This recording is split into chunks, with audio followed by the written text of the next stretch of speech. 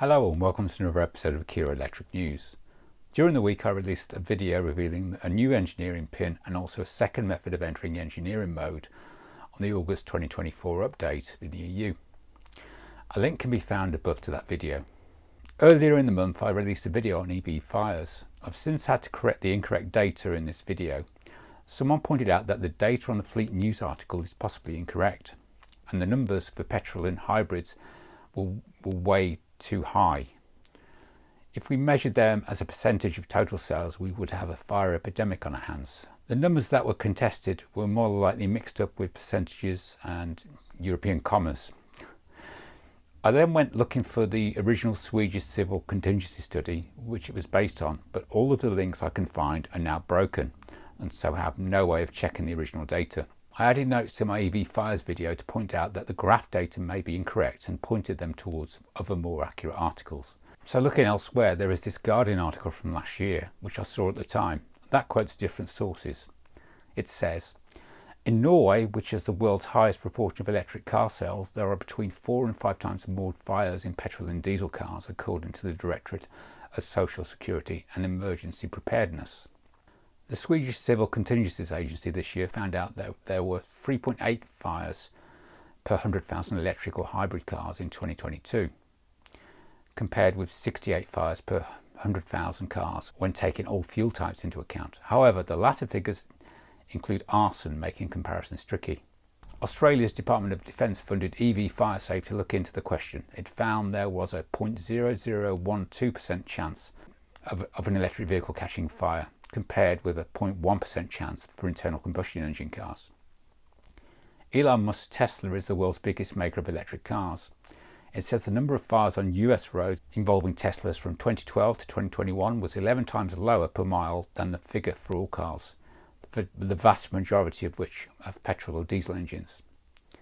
Meanwhile, this Inside EVs article uses some data from South Korea. They say this: EV fires aren't exactly common. Despite having 544,000 EVs on the road in 2023, Korea has reported only 157 EV fires between 2019 and 2023. As for its 12.31 million gas-powered cars, the country's National Fire Agency says it had 10,950 reports of fires involving gas-powered vehicles during the same 4-year stint. This means statistically a gas-powered car is 3 times more likely to be involved in a fire than a battery electric car. So there is quite a variance in figures, with some saying EVs are 11 times less likely to catch fire versus petrol diesel, and the Korean figure which is 3 times less likely. So it's somewhere in between, I would guess. Meanwhile, in Korea, CarScoops reports that Korea is to ban fully charged EVs from parking garages after massive EQE blaze. They say the authorities in Seoul are so concerned with the risk of EVs catching fire, they are preparing new rules that will prevent those with a battery charged over 90% from entering underground parking garages. In addition to restricting access to underground garages to EVs that have been charged to less than 90%, the new rules will enforce a charging limit of 80% on rapid charges through South Korea's capital city. There are also plans in place to enforce this charging cap on privately operated chargers, which is ridiculous. Korea Jung-Ang Daily says the rules could come into effect by the end of September. Many EV experts in the country object to the rules.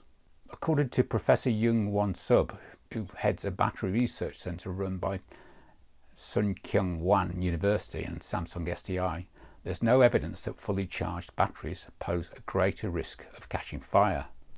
Excessive charging isn't the governing factor with a fire, he said.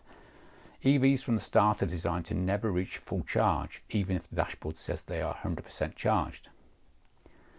It's an unproven argument that batteries carry a higher fire risk when fully charged. It seems a bit like a witch hunt, blocking EV owners from entering underground parking lots. It's essential to come up with suitable countermeasures after a thorough discussion among experts, which actually hasn't happened. I totally agree with the professor. Most cars, including Kia, have a top and bottom buffer, and to push this change through before the investigation has concluded into these fires is a ridiculous knee-jerk reaction with little evidence. Anyway, moving on. One of my viewers in the UK has reported that the August 2024 maps and infotainment update has already appeared on his EV6 via over-the-air updates. This is good news for those who don't want to mess around with a PC and a USB stick. Thanks to Mark Sandyford for the heads up on that. On the Kia EV3 front, another Korean Kia EV3 review has appeared in English for those that are interested. This time it's from YouTuber Chris Norland. I will put a link above. Korean Car Blog reports that the 2025 Kia EV9 has been launched in South Korea. It says the standard features elevate the experience. The 2025 EV9 now includes in the base trim a comprehensive set of safety and convenience features as standard across all trims. These include front, rear and side parking distance warnings, rear and side parking collision avoidance assistance, walk-away lock function, yay, premium two-tone steering wheel, suede headlining, fabric finish on the upper seat backs, surround view monitor, blind spot monitor, Kia Digital Key 2. Moreover, the vehicle supports the remote 360-degree view, providing a view of the car's surroundings, and remote smart parking assist too.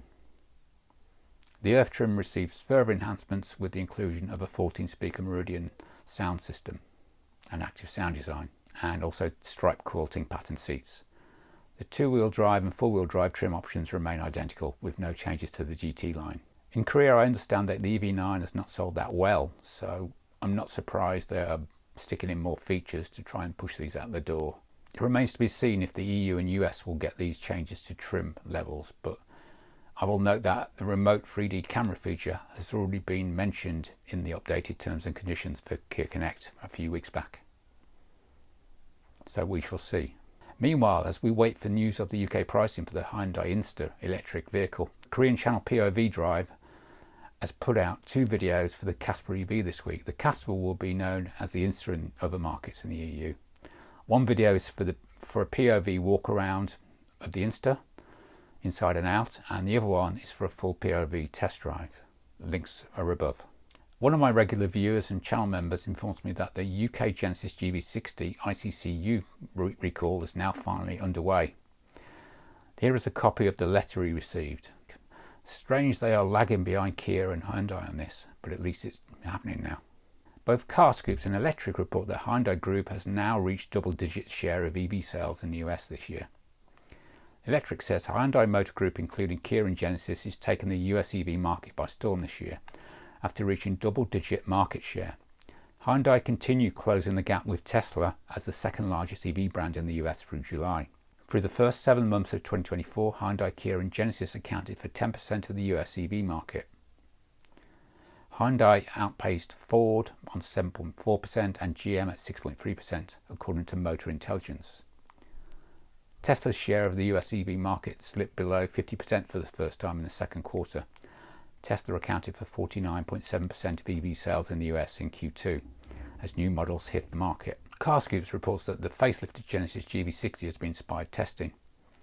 As you can see, the cabin largely carries over, but there are a handful of updates. The most noticeable is a flat bottom steering wheel, which features red contrast stitching. Elsewhere, there's a new widescreen display. Whilst the screen looks similar to the one found in the current model, it's continuous rather than split.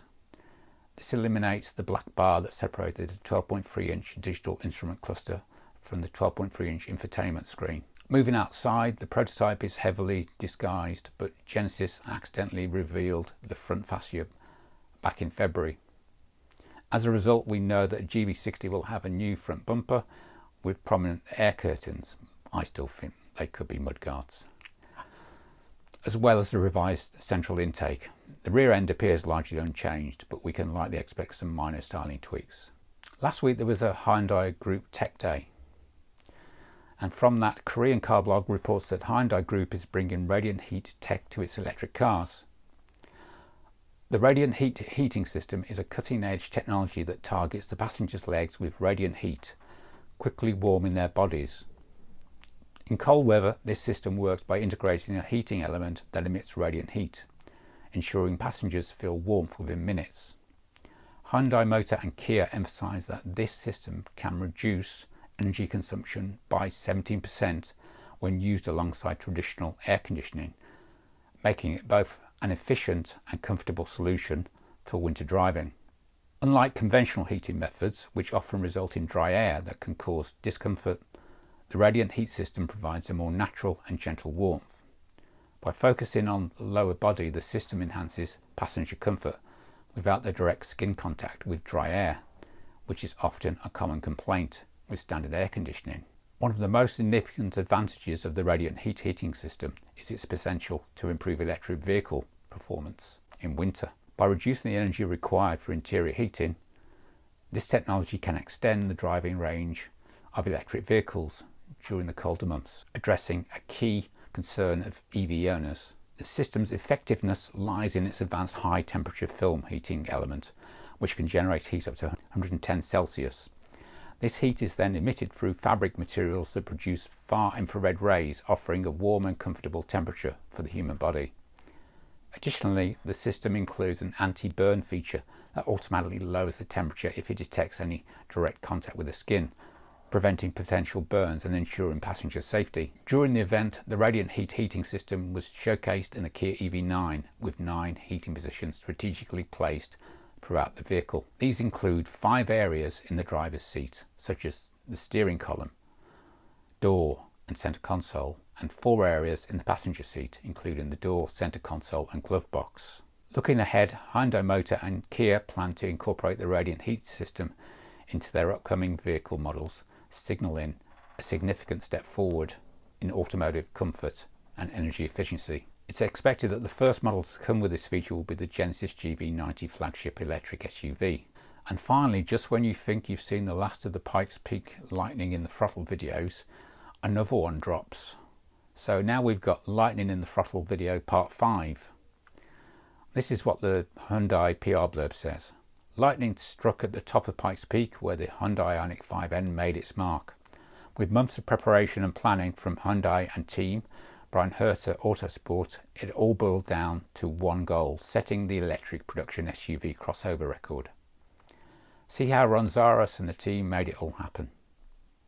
Anyway, that's all for this week. If you're watching this video and you're not subscribed, please consider hitting the subscribe button so you get notified and never miss an episode. As always, links are in the show notes, which are in the video description. Thanks for all the comments, likes and subscribes this week. Once again, a massive thanks to my YouTube channel members for their invaluable support. Thanks for watching.